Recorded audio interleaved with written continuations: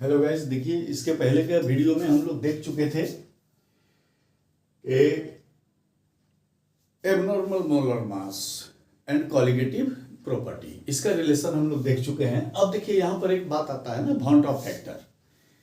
Von Hoff जो है ना, इन्होंने एक फैक्टर को इंट्रोड्यूस किया to explain the extent of association और डिसोसिएशन, ताकि ये पता लगे कि एसोसिएशन हो रहा है कि डिसोसिएशन हो रहा है। वॉन टॉप का जो फैक्टर था ये हमको बतलाता है कि एसोसिएशन हो रहा है या डिसोसिएशन हो रहा है। It is represented by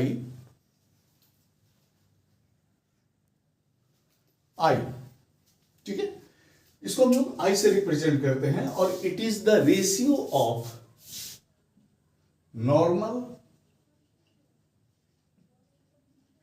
molar mass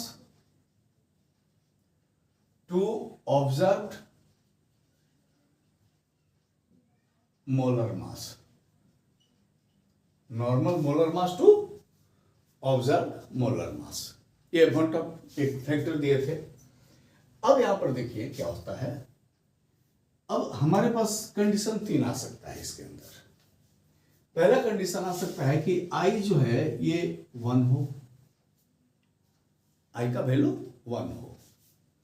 1 का मतलब हो गया कि नॉर्मल मोलर मास और ऑब्जर्व मोलर मास दोनों सेम है, कैंसिल आउट कर दिया, 1 आ गया वैल्यू।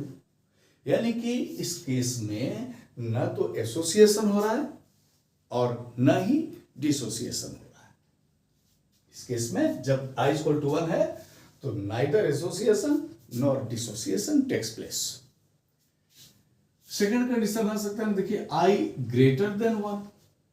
अब i का वैल्यू ग्रेटर देन 1 होगा, इसका मतलब क्या हो रहा है, ये बड़ा है ये छोटा है, ऑब्जर्व मोलर मास छोटा है, तब ना ग्रेटर देन 1 आ रहा है।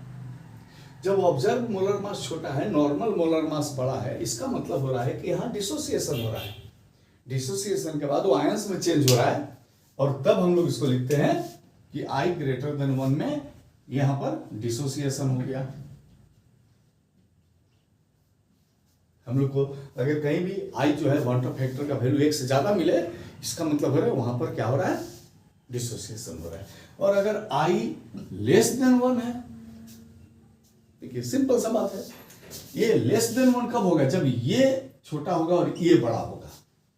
ऑब्जर्व मोलर मास बड़ा हो गया, ये कब हो सकता है, जब मॉलिक्यूल्स आपस में एसोसिएट हो गए तो ज्यादा शो कर रहे हैं, ऑब्जर्व मोलर मास ज्यादा हो रहा है। इसका मतलब हो रहा है कि इस केस में एसोसिएशन होगा। अगर i छोटा होगा 1 से तो इस केस में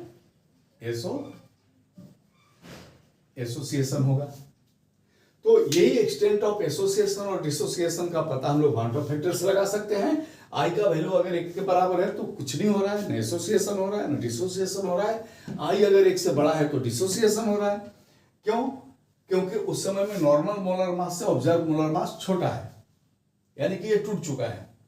और अगर i छोटा है 1 से, इसका मतलब है कि नॉर्मल मोलर मास जो है यहां पर इससे ऑब्जर्व मोलर मास बड़ा है, मतलब ये जुड़ चुका है, एसोसिएशन हो चुका है। Thank you.